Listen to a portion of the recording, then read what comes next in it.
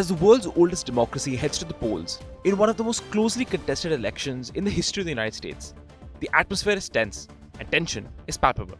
It's a neck-to-neck battle between Kamala Harris and Donald Trump, and security has been heightened around the White House. In such a scenario, the political spotlight is on the history of elections in America. So let's take a look at some of the most contested elections in US history, starting with the year 1824. This one is memorable for how this election popularized the term corrupt bargain. At this time, the Federalist Party had almost dissolved, and all four candidates were Democratic Republicans. These were the first two political parties that came up in the United States. First up was Andrew Jackson, a popular war hero and statesman. He won the popular vote by fewer than 39,000 ballots and took 99 Electoral College votes. Then came Secretary of State John Quincy Adams, who secured around 84 votes. He was followed by Treasury Secretary William Crawford with 41 votes and House Speaker Henry Clay with 37. Now, with no candidate securing a clear majority, the House of Representatives had to step in and resolve the deadlock. After months of horse trading, supporters of Henry Clay decided to back Adams, who ultimately became the president. Jackson, who was positive that he would win, accused Clay and Adams of a corrupt bargain and vowed to win the 1828 elections, which he eventually did. Now coming to another remarkable year in US history, 1872. This was also the first time a woman candidate, Victoria Woodhull, stood for the presidency in the United States. She, along with her running mate Frederick Douglass, represented the Equal Rights Party. Now, the interesting thing here is that she did not even have voting rights at the time, as the right to vote for women was introduced 50 years later than this election.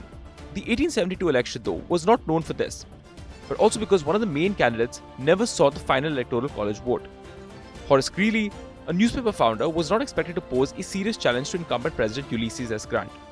However, dissatisfaction with Grant's administration had led to some Republicans breaking away to form the Liberal Republican Party, which also threw its support behind Greeley, who also ran as a Democrat. Horace Greeley passed away on November 29, 1872, and Greeley himself died before the Electoral College could cast its vote, making him the only US presidential candidate to die during an election. Then came 1876. This is the year when the United States president was installed by a deal agreed between two parties.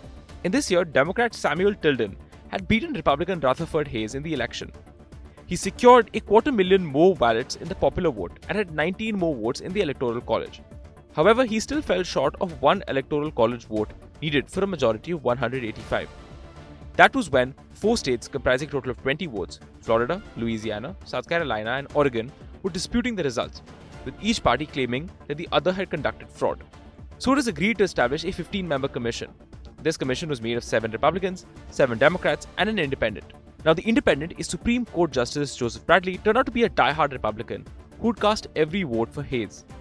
Democrats initially intended to block this decision, but they decided to go ahead with it, and after Hayes agreed to a few of their demands. This included the removal of federal troops that had been in the American South after the Civil War to reconstruct the country. Hayes was eventually sworn in, and within weeks, he removed the troops from the South. Another remarkable election year was 1920. Now, the 1920 poll may seem like a simple battle between two newspaper publishers, Republican Warren G. Harding and Democrat James Cox. But what added an interesting angle to this election was that it happened in third place. Warren G. Harding secured a major victory, winning over 60% of the popular vote and securing 37 of 48 states. But the Socialist Party of America's Eugene Debs received more than 900,000 votes, but still fell short of Harding's 16 million votes. But what set Debs' 1920 campaign apart was the fact that he ran it entirely from prison, where he was serving time for anti-war activism under the Espionage Act. Another interesting year was 2000, and this election went on forever, or at least it seemed like that. It was a tight race between Vice President Al Gore and Governor George W. Bush of Texas, and it all came down to the outcome in the state of Florida. Initially, TV networks had announced that the state had gone in Gore's favor, but later it was found that it was too close to call, and soon lawsuits and recounts began. And at the end, after 5 weeks of chaos, it was the Supreme Court which had the final word on the verdict. It ordered for the recount ordered by the Florida Supreme Court to be stopped. And finally, George W. Bush became the first candidate in around 112 years to win the presidency without winning the popular vote. Bush won the Electoral College at 270 votes to Gore's 266, but lost the popular vote by some 500,000 votes. Another bizarre election in recent history was 2016, and it proved to be one of the most divisive and dramatic elections in American history. In that year, again, a candidate won the election despite losing the popular vote. Donald Trump defeated the former First Lady Hillary Clinton, even though she received 3 million more votes than him in the popular vote. The election was marked by high anti-immigrant rhetoric, with Trump calling for a ban on immigrants from Muslim countries, and a Pizzagate scandal that eventually led to Hillary Clinton's defeat. And after that, the 2020 election was controversial for several reasons, both for the context that it took place in, as well as for the outcome it produced. It was a time when the world was reeling under a pandemic, and the United States also saw increased attention on the issue of race after the killing of George Floyd.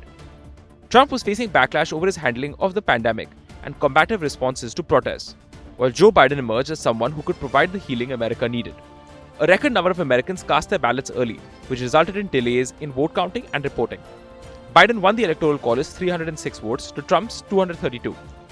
But what happened was his election result became extremely controversial. Trump refused to accept the election verdict, claiming that widespread balloting had resulted in widespread voter fraud. Soon, he filed multiple legal challenges, most of which were dismissed, and what came afterwards was unprecedented.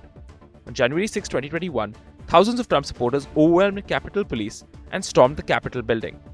Later, the House of Representatives impeached Trump for his role in the insurrection, including his inciting speech to his supporters. Now, this election has already seen a lot, from an assassination attempt on Trump to Biden exiting the race midway and giving way to Kamala Harris. From massive endorsements from Hollywood to Elon Musk allegedly trying to buy votes, how will the election outcome for the 2024 polls unfold? That will be interesting to see. Your report, India Today Global.